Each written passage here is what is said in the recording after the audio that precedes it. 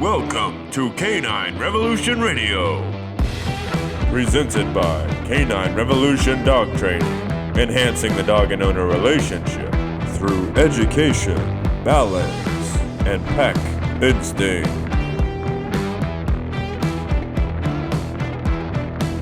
Hey everybody, welcome back to another episode of Canine Revolution Radio. This is episode number 42. We're climbing up in the episodes. Today we got a special guest with us, Meagan. Good to go. You probably heard her on our last podcast, number 41. She's the one that we send anybody who's doing private lessons to, and then, so we refer back and forth based on what people need. So wrapped her into today's podcast. I got some questions for the table here. Got some questions, random questions. What if scenarios round 2? All right, so we're going to start off, and I'm going to start off with Kevin. And what if someone tells you that their dog gets anxious anytime they see a child, a person, or a dog? The dog is not aggressively going after these people, but the dog is getting amped up, a little excited, little possible anxious. They don't know. They're assuming it's anxiety. Maybe it is, maybe it isn't. But the dog sees a person, child, or a dog. They just feel like the dog wants to go over there and see them and greet them and just go crazy. And maybe this dog has been reported on the Facebook HOA page before. Maybe not, maybe. Just depends. So anyway, Kevin, what do you recommend? I'll just send him Meagan. Good to go. With that, I'd explain to him it may not be, outright anxiety. Could just be a high state of arousal that's being reinforced over and over. The dog possibly going to, doggy daycare, just running loose, reinforcing crazy behaviors, having no structure, no expectations in the home. So that may bleed over. Or, they've interacted so many times in an uncontrolled environment with somebody that they're just extremely excited. Mm-hmm. So there would be follow-up questions to that, like how are they in the home? Something like this, you probably leave the dog out, when you go somewhere to eat or whatever the case may be, work, Let's say that they keep the dog in the house, but they don't have a fenced-in yard, but they do like the dog hanging out in the yard. But sometimes when they're out there hanging out, the dog just disappears. And that's how it gets reported on the Facebook page. Yeah. So the dog disappears. It's going to look for people, children, or other dogs. Yeah, at that point, it's just self-reinforcing behavior. Yeah. Doing whatever he wants. And you can't expect the dog to behave when you don't have anything in place to have him behave. Mm-hmm. So it sounds like he'd probably be, has good energy levels. Probably be a good working dog, maybe. So applying the training to the home environment and, changing up his association with his energy. Not allowing him to just go crazy. But it would definitely be a work in progress, something that could be addressed. There could be some anxiety because, if a dog's just running loose, just going crazy, going ham, doing what it wants, running back and forth, that's why we say don't just let your dog outside. It's not adequate exercise. He could be reinforcing some anxious behaviors, but at the core, I think it's more so a heightened state of arousal that's been reinforced over time. Okay, and what if this person asks you, like, what would we do training-wise to overcome that? Can you go through a quick progression and expectation at the end of the progression for this person end goal? Yes. What would their end goal be? So once the dog's all trained up and good to go, we bring them back home. We're going to give them the tools to address the mindset, to provide adequate instinctual physical stimulation, right? Not just letting your dog go crazy. Maybe structured walks. Maybe these people like to run. Maybe dog's good for tug, good for fetch, something that is more so structured to an expectation. Even fetch. I'm throwing the ball, you bring it back to me. You drop it, I throw the next one. Instead of just, see you later. We'll see you when we get home from work tonight, wherever you go in the neighborhood. But that's going to help address, a physical energy kind of thing. But then the mental mindset, doing the obedience, holding them to the spot time, balancing, making that calm, confident, relaxed mindset throughout the day as you meet the physical threshold and the mental threshold. And, you could even possibly do more mental stimulation, get the dog thinking. Maybe you could talk briefly about touch pads, which I've done with some of my clients, just to change it up. And if this is a highly intelligent dog that needs to be challenged, we need to rise to that challenge. So you're going to have to cater to the type of dog you have. Your lifestyle needs to match that for sure. Yeah, good to go. All right, Lexi, question for you. Someone calls you. You're on the phone with them, and they're a little bit upset. They're maybe crying, maybe they're frustrated. And they're telling you that the neighbors are angry at them because the dog has killed one of their chickens. The dog has killed one of the neighbor's chickens. And they want to know if you can train the dog not to go after the chickens, and why would their dog go after a chicken? It's such a nice dog. What would you say? I mean, so first of all, you would explain to them that, dogs have a natural prey drive, and that is to catch things with their mouth. That chicken, to them is prey. They're getting self-reinforced running towards that chicken. Whenever they get the chicken, then they kill the chicken. That's, a positive experience for them. That's really enjoyable for the dog. For the dog, not the chicken. Yeah, not the chicken, for the dog for sure. But I mean, definitely something obviously that is trainable. We're going to teach them, self-control in that, even in that mindset that, hey, I want to get that chicken, want to, fulfill my instincts of prey drive. Teach them how to act around chickens, that chickens aren't something, you're going to kill. They're going to be something that you're expected to maybe leave alone or do different obedience around, but change that mindset there. Give him, a job to do instead of going chasing that chicken, killing that chicken, and then teaching them self-control that they don't have to kill chickens. Right. Good to go. Meagan, kind of a piggyback off that. What if someone's struggling with a dog with cats? They got maybe a couple cats around the house. They got a dog. The dog is just obsessed with the people don't know. The dog seems curious, but they're scared to let the dog actually interact with the cat because they don't know what could happen. They've seen their neighbor's dog, which is a dog that Lexi talked to, who killed the chicken, and they're kind of nervous now. Their dog might treat the cat like it's a chicken. So they're nervous, and they want to know what you got to say about helping their dog with the cats because the neighbor's dog with the chicken. So what do you say? So their cat. So they're worried about their cats because of the neighbor's chicken. So I get what they're worried about. So basically, we're going to go over some obedience in the household. Dog can't have full roam. If that cat was there first, that cat should have the roam of the house and should feel comfortable roaming the house.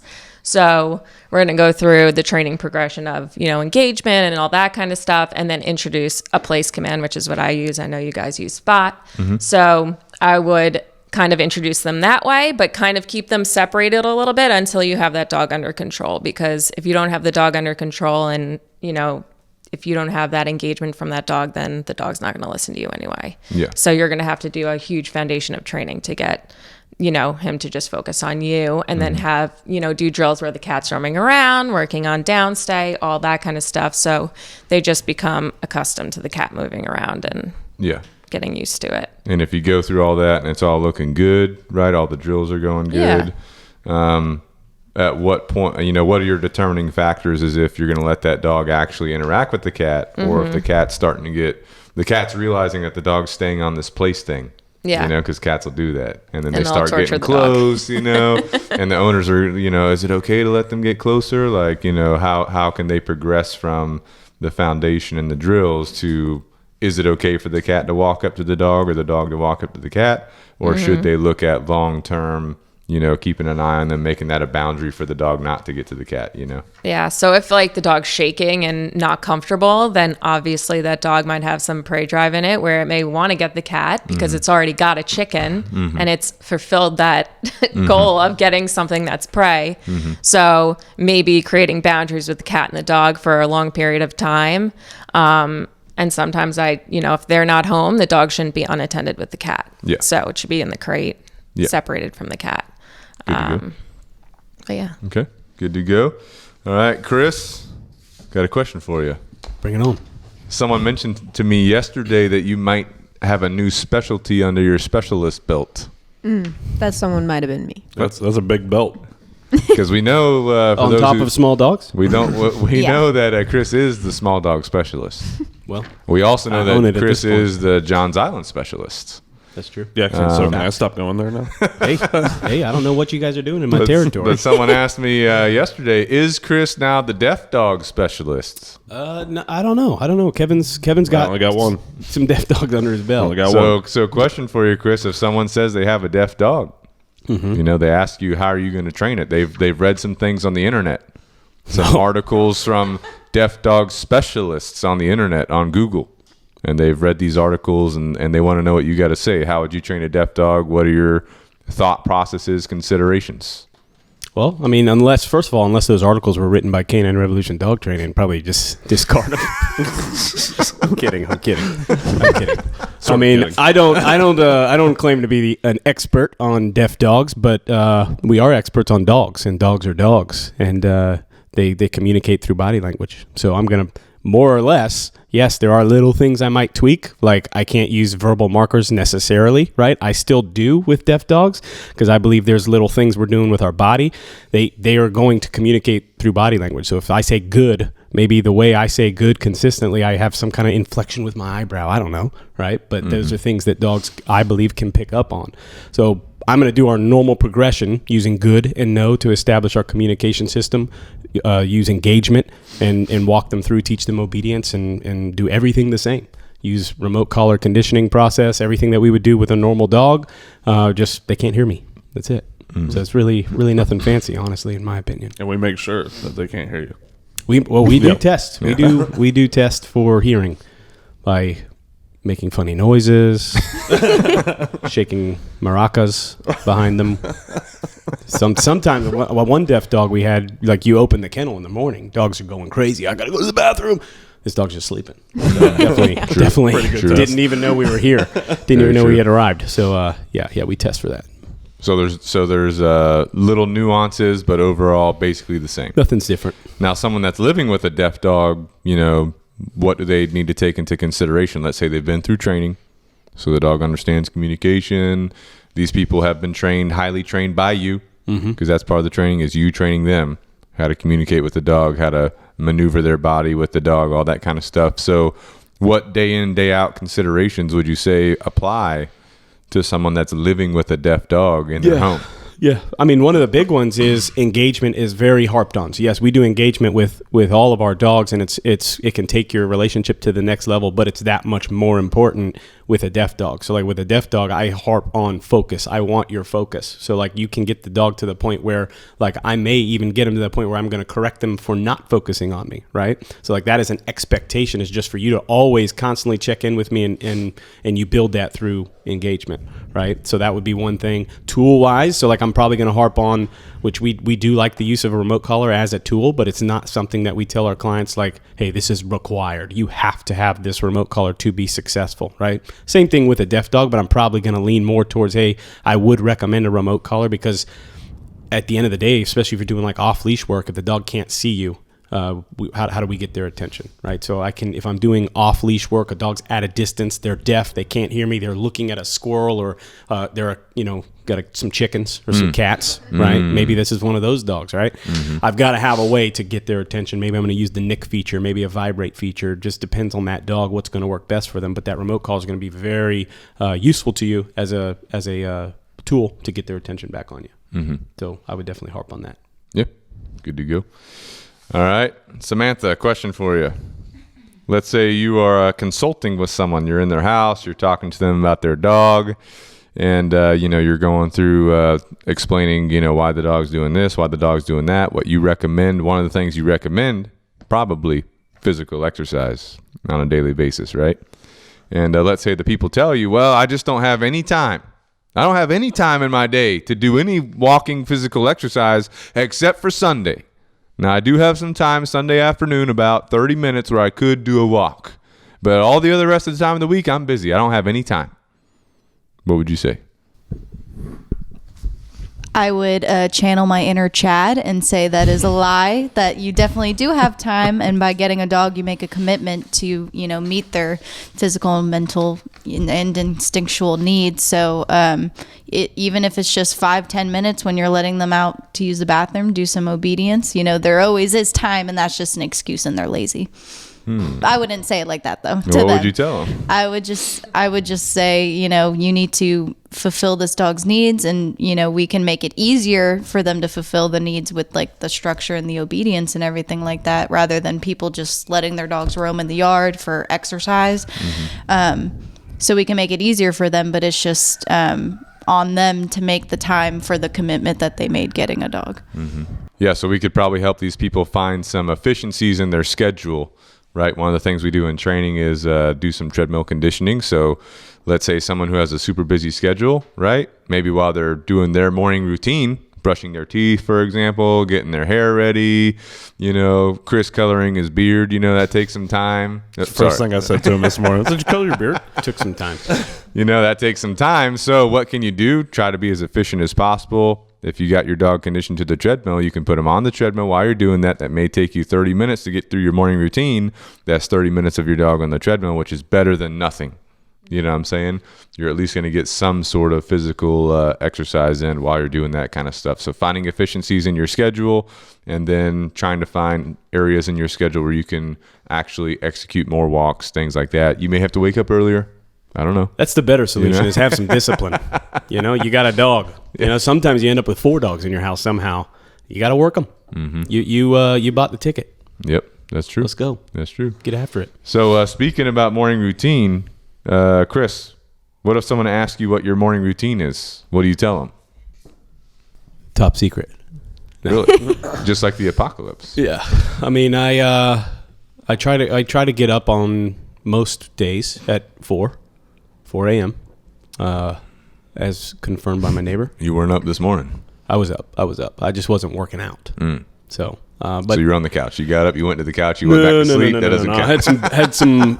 I had some business stuff to take care of. So I had some paperwork to do. But yeah, I typically get up at 4, and then I try to work out about by 4:30. I'll eat a banana or something at 4. Go to the bathroom, get some pre-workout by 4:30. Hitting the treehouse gym. Usually around that time, I hear my neighbor start his truck up, so I know he's up. It's a nice truck. But yeah, must be a nice truck. It's not that good. But yeah, probably 5 to 6 days a week I like to work out. I like to have 1 to 2 rest days a week. On those days, I still usually get up around 4. Maybe if I want to sleep in, maybe 5 o'clock. Mm-hmm. But I'm usually up doing stuff, whatever I got to do on the list. And then, so you do your workout, then what are you doing? What time are you finishing up? Generally, your workout. Usually I go for 45 minutes to an hour. Mm-hmm. So around 5:30, finishing up my workout. Come back into the house. Let the dogs out. So let them do their business. Bring them back in. Put them in spot, and then I feed them while I feed myself. Making maybe some like a little egg white omelet, something like that. Fuel the body. Good to go. Some greens. Some Jocko greens. Really good. Getting all my nutrients in, and then just kind of take a look at the day, open up the calendar, see what I got going on, see if I need to reach out, send some scheduled emails out so they're not going out too early, you know what I'm saying? Different things like that, see what I got going on. Then around probably 6:30, 7 o'clock, I got to get the little guy up, got to get Jackson awake and get him going, make him some oatmeal, maybe some grits, banana, change the diaper, the usual stuff. And then probably about 7:30, I just dump him on Kelly. Kelly's still sleeping. Just throw him on the bed. And then I go let the dogs out, let them do their business, do some work, some obedience. I don't know, some tug, some fetch, whatever I'm in the mood for. Maybe I walk the trail, that kind of stuff. Then off to work by 8. Good to go. 8-ish. All right. Good to go. Right. Through the woods. Through the woods. Good to go. 20-second walk. Kevin, what is your morning routine? If someone asks you, in general, what's your morning routine? Sometimes it changes, but usually in general, about 6:30 is when I get up, take out the dog, get myself situated, do what I got to do. If I'm eating something, fine. Usually not though. Got that gas station coffee. Good to go. Gas station coffee usually every morning, which is changing. This is trash. And I just kind of, if I have something to do, work-related things, maybe finish a training handbook, maybe scheduling some emails, scheduling update videos, whatever the case may be. I usually knock all that out. Usually get Zdeno ready if I can bring him to work that day if I don't have too many appointments. And then we just hop in, get here. I'm usually here by 8:40, 8:45. So good to go. Megan, what if someone asks you your morning routine? What do you tell them? Very cranky, get up at 5. Go to the gym. I usually have a workout class or I'll do yoga like twice a week to just really relax. And then I'll come home, let the dogs out. I let them out really quick in the morning before I go to the gym. Mm-hmm. They do their place. They all have to stand on place and then they all get fed. Nice. And Edmund gets fed in his crate. And then I basically go out on my day at 9 o'clock. So you're rolling out around 9 o'clock, or you have to be somewhere? Oh, no, I'm leaving at 8. Okay. So I'll come home, make breakfast, eggs, turkey bacon, and then we'll go out. Good to go. load up the car. Good to go. Lexi, what if someone asks you what your morning routine is? Starbucks. Actually, no. I don't go to Starbucks anymore. I used to go, yes, every single morning for like 3 months. I went every single morning. Now I actually have an espresso machine. Nice. So Was that No. was that like a new house gift? Someone gave that to you? yes, when you that moved was into your a new place? apartment gift whenever I moved into my apartment. Nice. But I mean, I wake up 6:35. And then Very pretty precise. Why not just The save the dot. 5 minutes? Do 6:30. 6:33. I got 2 more minutes. It's 6:35 exactly because I know the exact time it's going to take me to get ready, do all my stuff, get out the door. So 6:35 exactly. Mm-hmm. I turn on the espresso machine because it takes exactly 3.5 minutes to warm up before I can make my coffee. Nice. But then I'm letting out my puppy. I mean, brush my teeth. That's the first thing I do when I wake up because I think it's disgusting if you don't.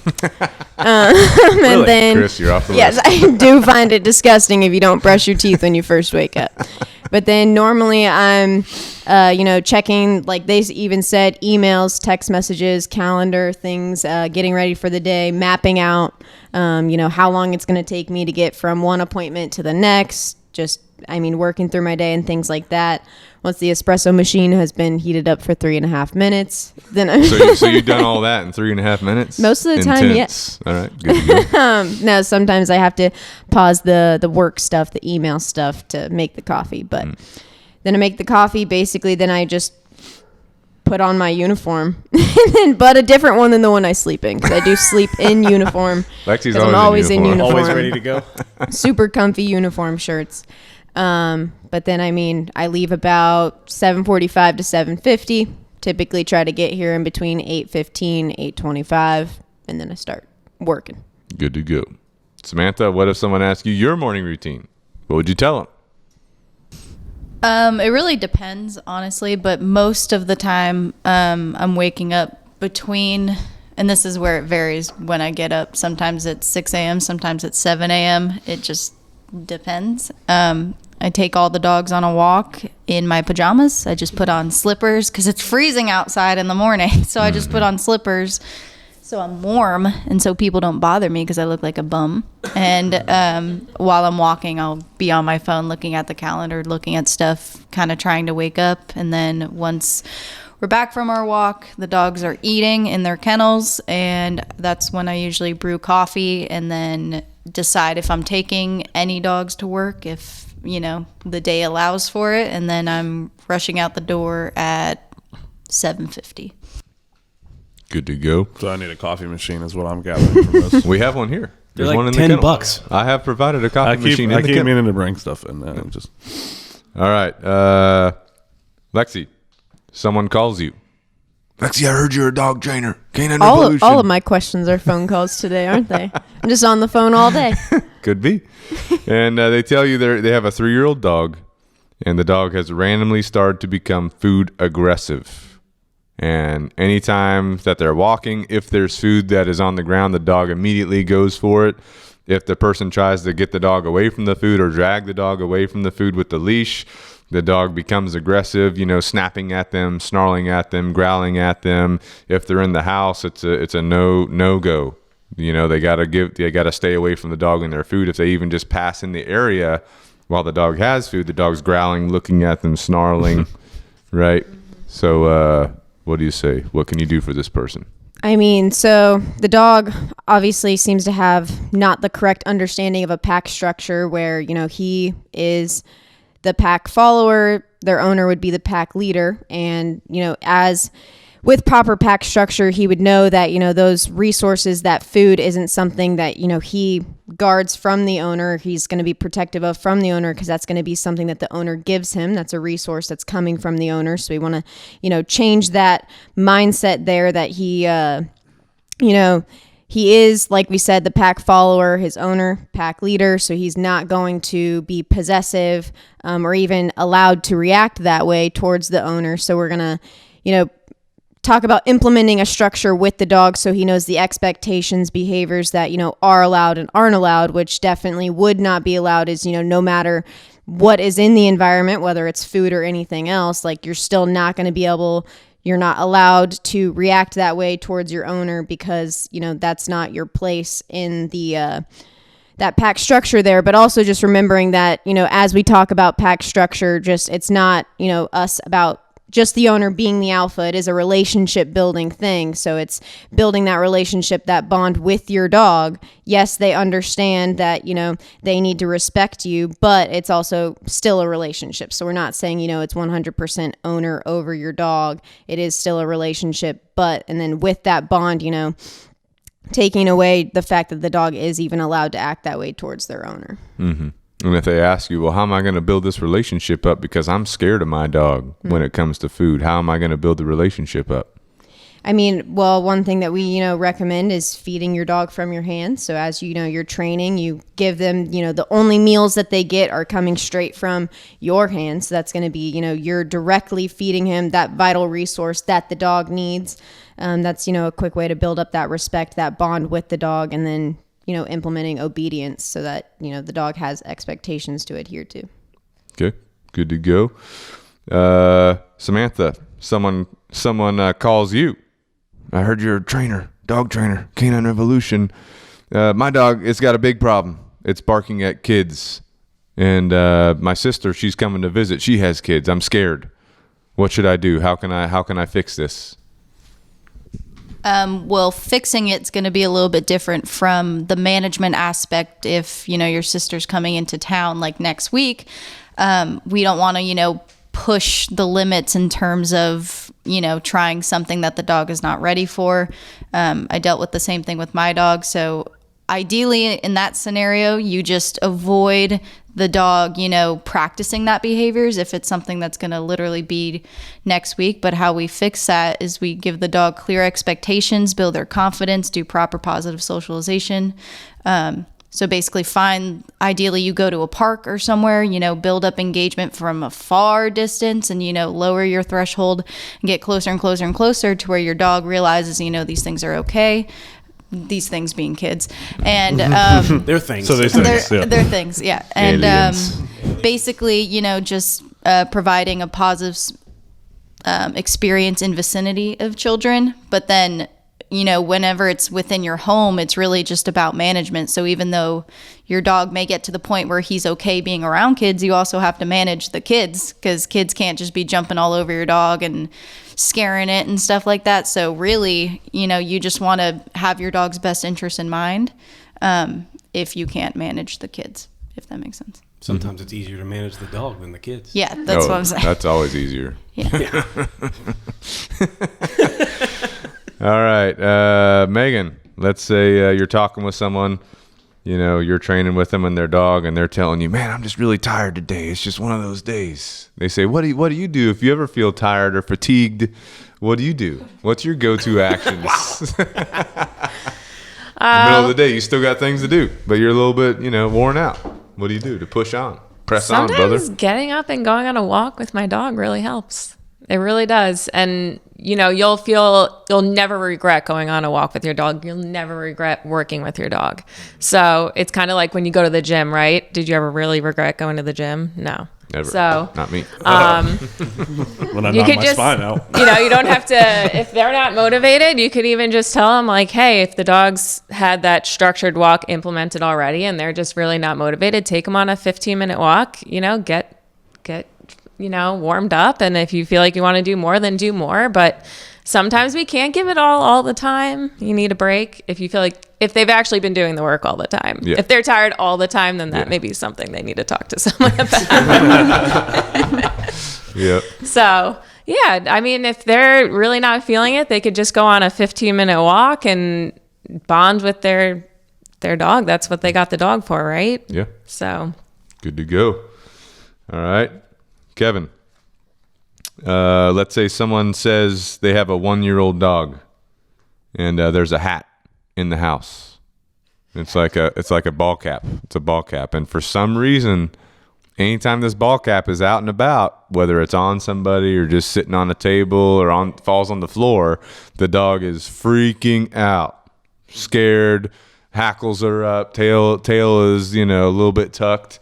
Dog's trying to run away. Dog's running into things trying to get away from this hat. And if let's say the hat's on the table, the dog walks by, the dog doesn't notice it. If the dog notices it, it's boom, it's freaking out, running away. What would you say to this person? How are you going to help them overcome this problem? Well, first of all, I want to talk about what could be the source of that problem. Yep. It could be one of two things, to me anyway. Somewhere down the road, that dog has made a superstitious association with that hat, meaning that an event happened that maybe the dog perceived to be traumatic or scary or whatever you want to call it, and he associated that event with that hat being in the environment. Or it could just be something that he's unsure of. He's a little hesitant around it, hasn't been properly introduced to the hat, socialized around the hat. But at the core of it, the hat. At the core of it, we want to change the association. So I may put that hat at a distance, where he can kind of see it. He may be a little uneasy, but a little more comfortable being further away from it. I may start trying to feed him, around it, start to engage with him, start to build up his focus on me, slowly maybe making my way closer. This is multiple sessions depending on the levels that we're dealing with. But I want to build up to where I can have that hat on the counter and he's eating his dinner right under it.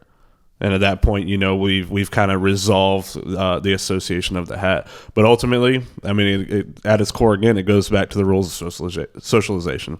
Positive experiences around new people, places, and things, or even, to expand on that a bit further, things that your dog may have an association with that is less than positive. You can change that up, whether it be a hat, shoes, with COVID, masks. We've had a lot of issues with dogs in these past couple of years where they were reacting negatively towards people wearing masks, and it's just because they don't know.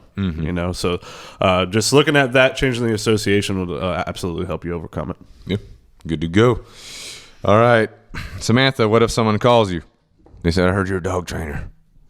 Where can what is your number one recommended restaurant to take my dog to? Because I want to go out to eat, but I also want to have my dog with me. What would you recommend? And why? Not the right question to ask me. I'm so bad at choosing places to eat. The only one I can think of is Dog and Duck because we go there a lot. And do we? Good choice.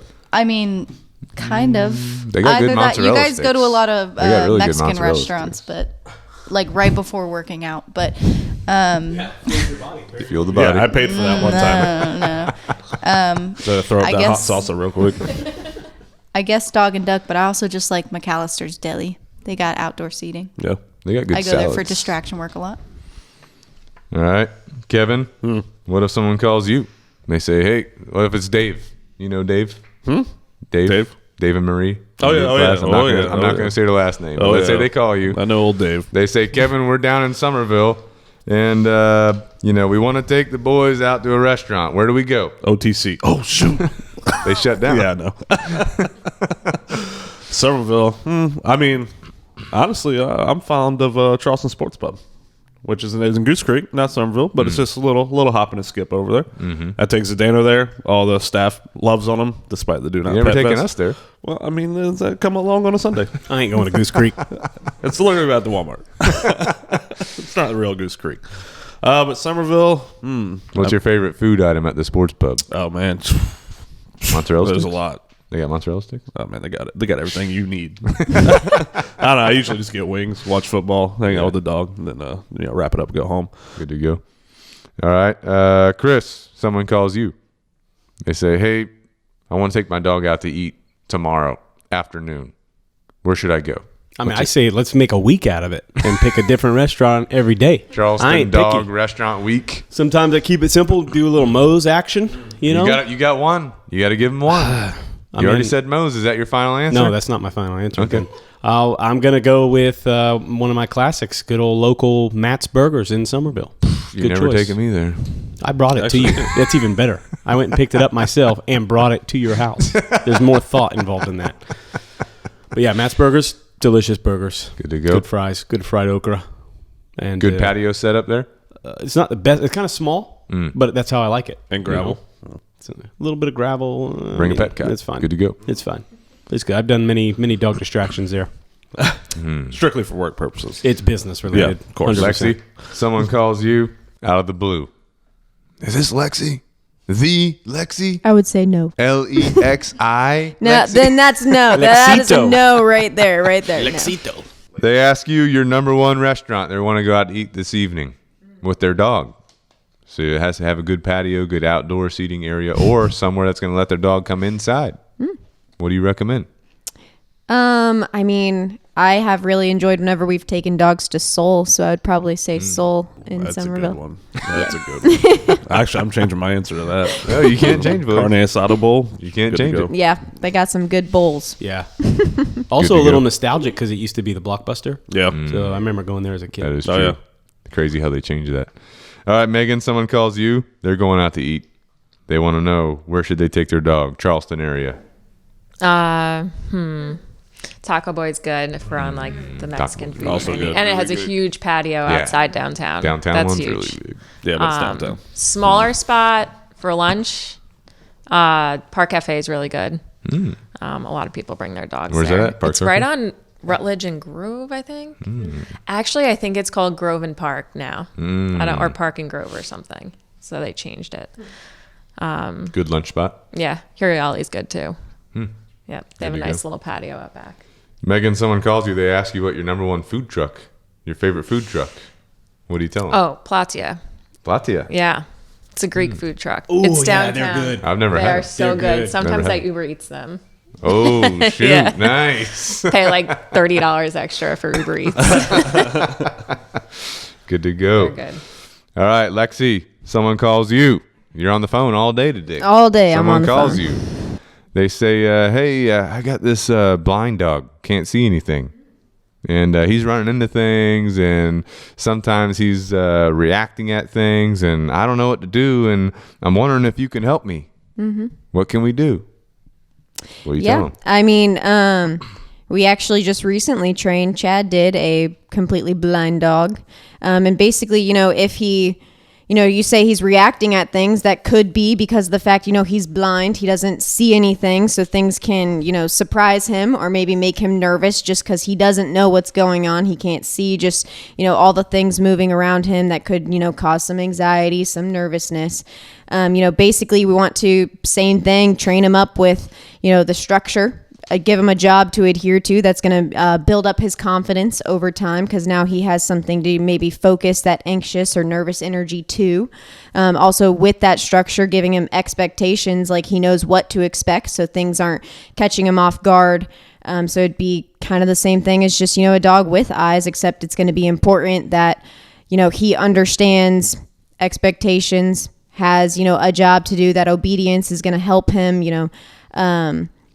like I said, even build up his confidence, because now he has something to focus all that energy to. Now, maybe we give him a spot command. So if things are going on, he can't see what's going on. Like we said, that could make him nervous. So put him in a spot command so that, he has something to focus on. He's in a position where he's stable, and that can, help with all of that.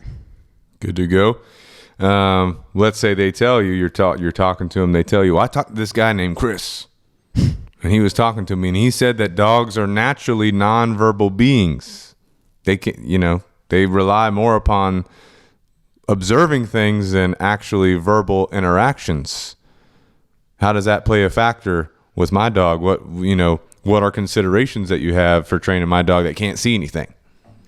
I mean, even though he can't see anything, just like recently the dog that we have, like all of their other senses are heightened. So, even though this dog was completely blind, he would know if a cat ran in front of him, even if it, it was maybe 30, 50 feet away. So Look right at it. like he would look right at it. It was Snap the his head and craziest stare at thing. it. You would think that this dog, would be able to see, but it's just all of his other, senses are heightened. His smell, he's going off of his ears too, where he hears things, where he smells things. So it's just, I mean, it would still be the same thing.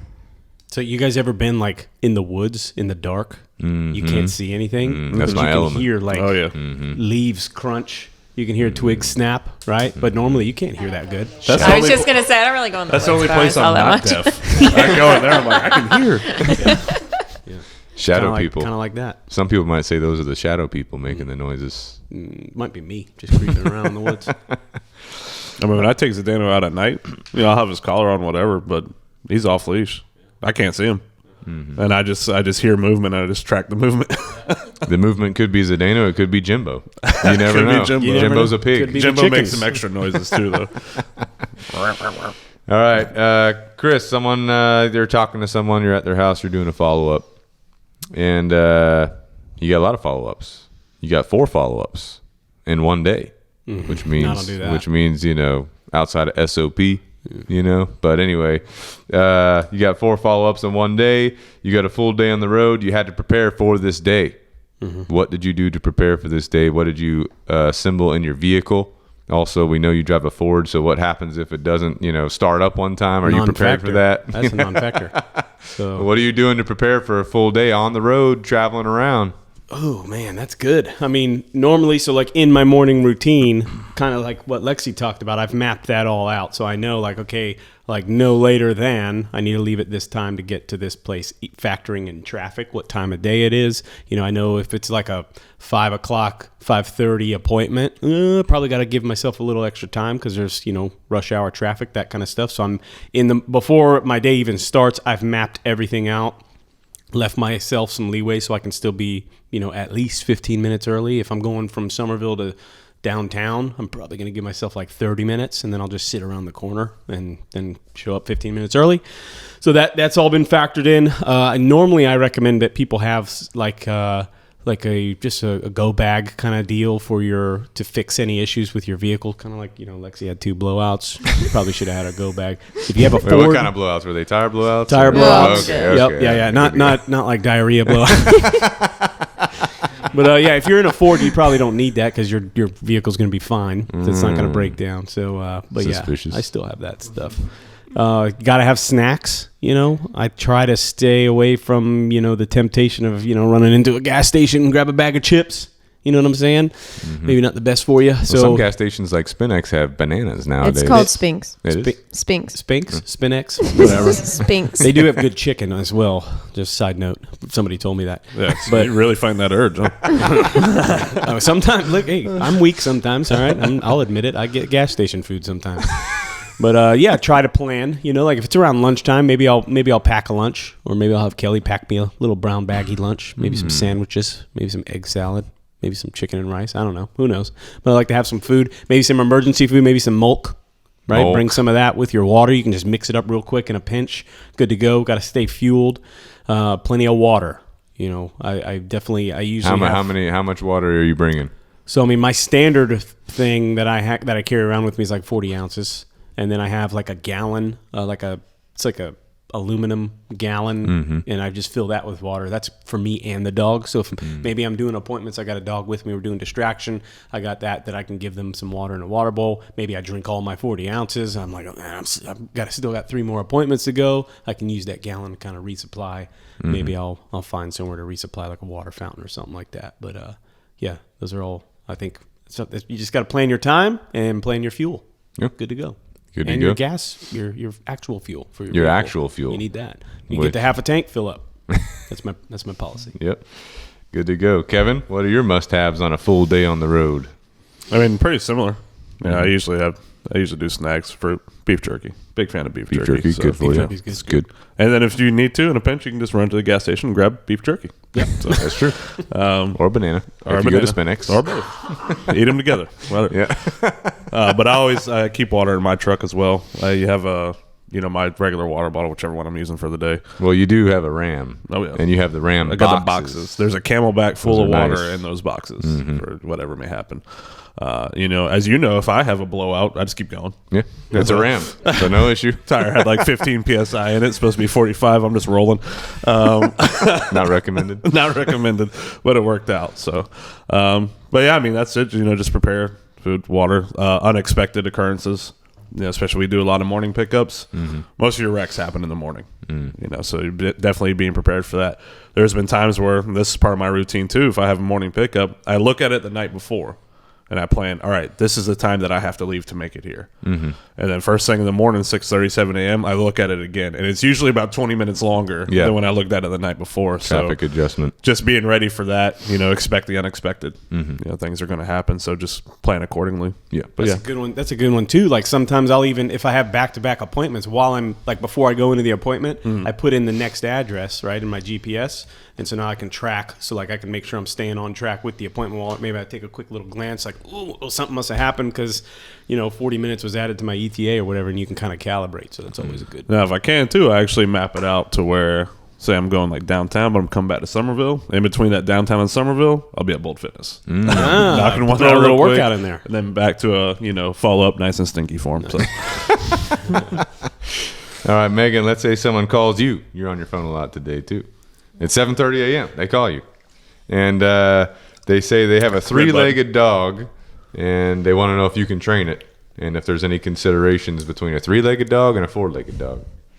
Usually they adapt pretty well. So you're going to basically train it like you would any other dog. You're going to start with the same protocol. The only thing that's really going to matter is what their behavior is like. Making sure that you're not over exercising them, making sure that, they can obviously be mobile and,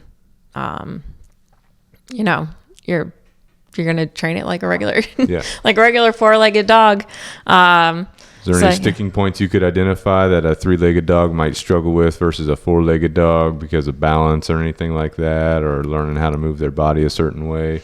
Let's say it's a back leg that's missing, not a front leg. Maybe the sit. The sit would probably be something that, might be a challenge for them. Even downing can be a challenge for them. So you just have to kind of lure them into those positions. And you can start off in like a soft surface instead of a hard surface and get them used to it. And, go from there. Yep. Good to go. All right. Samantha, someone calls you. You're on your phone a lot today, too. Someone calls you. They got company coming in town. They're concerned. They have a deaf dog who has not been through formal training. They did do one lesson with somebody who knows who, right? One lesson at their house in PetSmart. And they got company coming in town. They did one lesson. The dog is deaf, and they're worried about the company coming over. They're worried that it's going to overwhelm the dog. They don't know how the dog's going to respond because they just adopted the dog. And they want to know if they should put the dog in a boarding facility. And they want to know your thoughts and your considerations on the company coming over, the dog being through one lesson, the dog being deaf, and if they should board the dog somewhere, random facility, they don't know where, they're not familiar with any, or what other thoughts or considerations maybe they should take into account. Well, to the dog, both having a bunch of people over this new environment is kind of the same experience in a way as sending them off to boarding. Like either way, it's going to have to experience something new. If depending on how, new this dog is to their home, I would honestly just recommend managing the dog in their home since, ideally it's been there at least a few days, it's starting to get comfortable. Start doing some kennel training, building a positive association with the kennel, give it a safe space to be.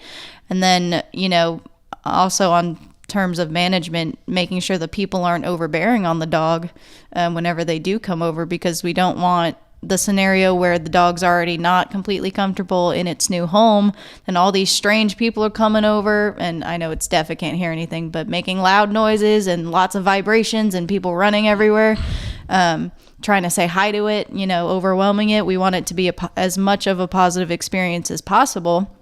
If the dog's highly food motivated, which would be nice, you can, if you wanted to, have people, whenever they walk by the kennel, all they can do is, just toss a little piece of food in there, just building a positive association with strangers being in the home. But ideally, you just want to make the dog as comfortable as possible. Good to go. Let's say the people, they like what you're saying, but they're also concerned because, they're going to be busy entertaining their company.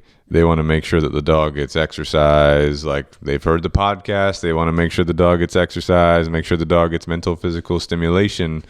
So they're concerned they're going to be really wrapped up with the company. They want to make sure that, what do you think about that? Making sure the dog gets physical exercise, mental exercise. Maybe I should put it in a boarding facility where it's going to get playtime and all that versus me at home. I'm going to be busy with the company. What do you think? Yeah, ideally you just make time for your dog in the given day. You might have to wake up earlier to walk them, but the problem with most, I'd say, boarding facilities is it's not structured. They just kind of let the dogs loose in an area. And for some dogs, they might tolerate it well, but for others, it could, create negative associations. They're being forced to interact with other dogs. Other dogs could be overbearing. It could create some insecurities that kind of, get worse over time, especially if they continue to send their dog to boarding.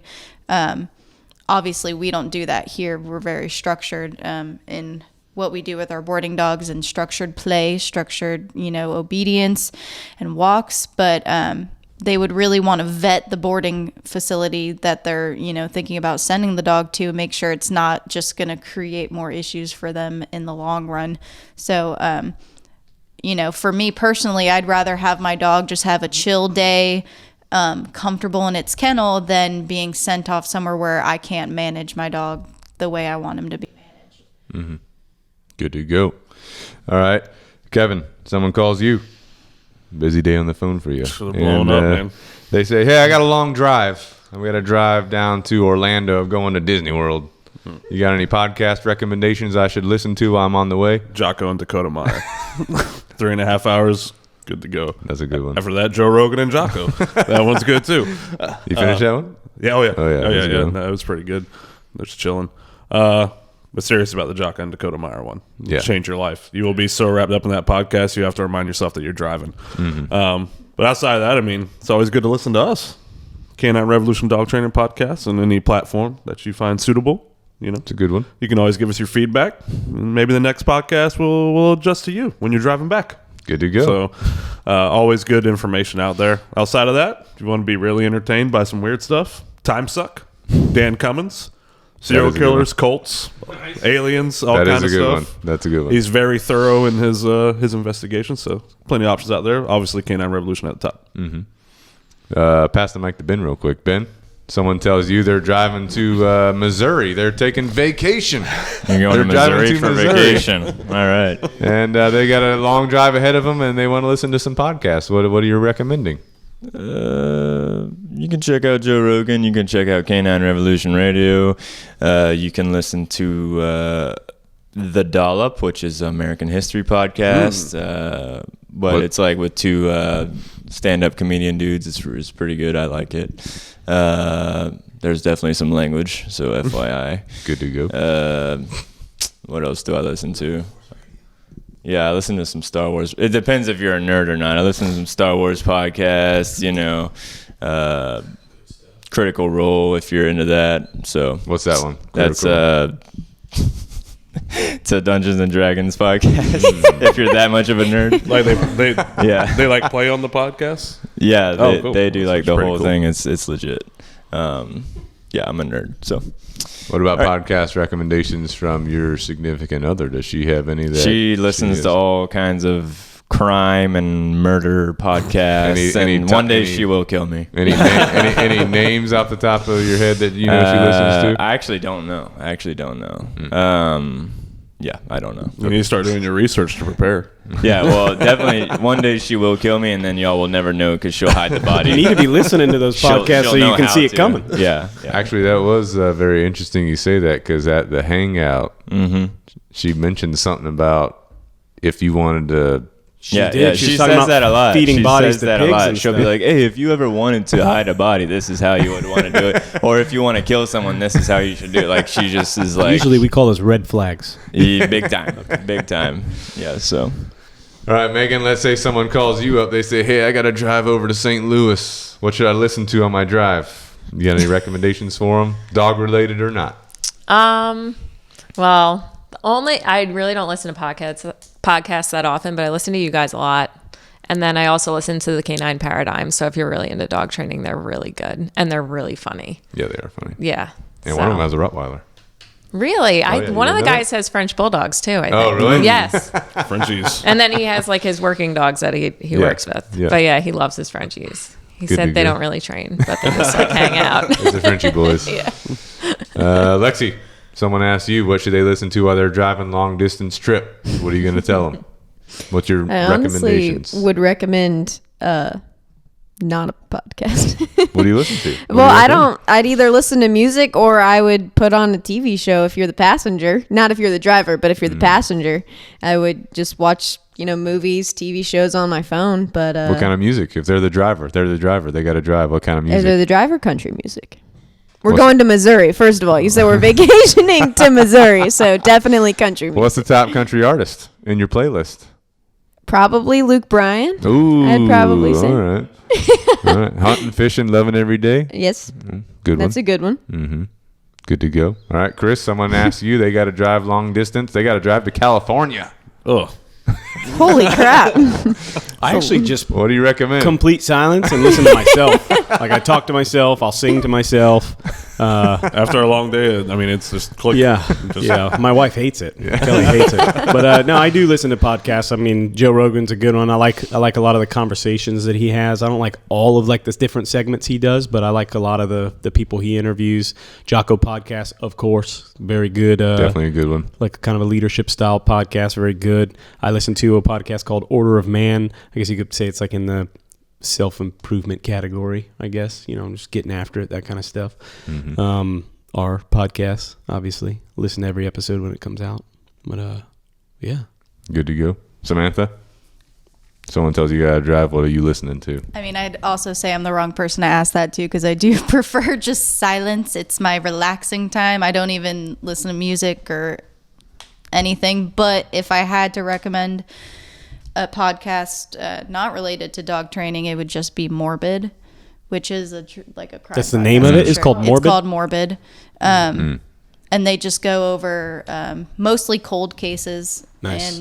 and suspects and stuff, but I really don't listen to that super often just because I like silence. I like relaxing, zoning out, pretending that I'm not driving. Just You like listening to your vehicle move through the gears? yeah, it's like meditating, but Yep. not really. To go. And actually, Tier 1 is another one that's really Tier good 1? that I've actually been on twice. Really? Yeah. What's that one? It's a prison podcast. Oh. So, again, we've clarified before, I haven't been to prison. I worked at one for Well, you for have 5 been years. to prison. I've been there voluntarily. Right. Voluntarily. Correctional officer. Kevin's a prior correctional So officer. it was it's a lot of information public doesn't know about what goes on in the prison system. It's very tucked away. So they kind of cover it. It's based around improving leadership. If you're a supervisor in the penitentiary, things that have happened, policies, things that are basically just setups, and then they cover some old school riots and stuff. Kind of deep diving on those. So it's really cool. So it's run by former correction officer. He's guys? current correctional Oh, officer okay. in New Jersey. Okay. But yeah, he keeps it flowing. So. Nice. Good to go. All right, everybody. So that's it for today's questions. Anybody have any closing comments, questions, concerns? Merry Christmas. Merry Christmas, Merry everybody. Christmas. Christmas is coming up. Now, with that being said, one last question for you, Chris. Oh, It's Christmas morning. You wake up, right? You might sleep in. I ain't sleeping in on Christmas. I definitely get after it. And Christmas is my favorite day to go to the gym because no one else is there. But Treehouse will be open. The house is going to be crazy. You got a kid, you got a wife, you got 4 dogs, you got you. We're you actually got- not doing Christmas. Huh? Yeah. We Christmas didn't is do it, canceled this year. Yeah. So you're basically Christmas with the cranks. You're the I mean, cranks. watch our Canine Revolution Christmas video to be released later. You'll see. So you ain't having Christmas. Well, we skipped presents last year because we were paying off a lot of debt, and then we kind of just liked that. And so we're going to keep that. I mean, obviously, we're going to go to the grandparents, let Jackson get some presents from the grandparents and stuff like that. But, All right. Well, let's Keep it say kinda someone low. calls you. They have kids. They I have ain't 2 answering the kids. phone on Two. Christmas. They call you the 2 days before Christmas. That's working day. okay. And operating hours. And you're on call. You answered the phone. And they got 2 kids. They got a bunch of presents. They got 3 dogs.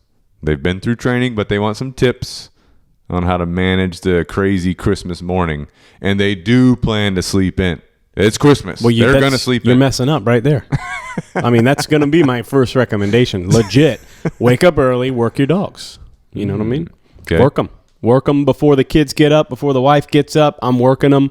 I mean, I'm going to be doing that anyway, even though I'm not doing presents and all that stuff. I'm going to work my dogs, normal routine, just like it's any other day, because I'm not throwing off my dogs too, because that could also add some stress, right? So if we're sleeping in, normally we do, the dog's like, what the heck's going on? Normally I'm up by now. Nope, we're going to get after it, work them, and then employ them Put them in their spot. Do your Christmas presents, you know, if that's something you need to do. You know, when we do Christmas presents, the dogs just kind of roam around. Maybe lay on the couch, in the bed. Who knows? Sometimes Let's say you're doing that, and then the dog starts grabbing some paper at the kids trying to open. The dog's thinking you're playing tug. What are you going to do? Oh, the dog's starting to go crazy. I mean, I'm going to implement my communication system. Say no. Give them a correction if needed. Put them in their spot. Redirect that energy, right? Because they're just trying to play. They're just being playful. So I'm gonna correct them, communicating, hey, that's not gonna be tolerated right now. Then redirect that energy into something productive, like their spot command or downstay, or if we need to, like because I got up early, I worked my dogs. There's nothing wrong with putting them in the kennel. Just put them off to the side for a little bit while you're enjoying Christmas with your family. If you're not wanting to sit there and watch your dogs, if that's something you need to do, there's nothing wrong with that as well. So manage your dogs based on what's going on at your place. Bingo. No biggie. Bingo. But get up on time, on target. Get after it. Execute routine. Yep. Execute Christmas. Yep. Go back to routine. Good Bingo. to go. Good to go. All right. Thank you to the listeners for checking in with us today. Appreciate you guys. We also appreciate all feedback, like Kevin already said. Thank you for those who reach out. We do take that into account. So please send us future topics you'd like to hear us discuss. If you have any guests that you'd like to hear us talk to, please recommend that to us so we can, start moving on those things here in 2022, which is coming up quick. Thank you, Meagan, for coming out today and sitting down with the team and the crew and going through a couple questions, as always. And we'll have you back in the future. And until next time, you guys keep getting after it, having a good time with your dog, exercising them, training with them, having fun with them. Good to go, right? And we'll see y'all next time. Out.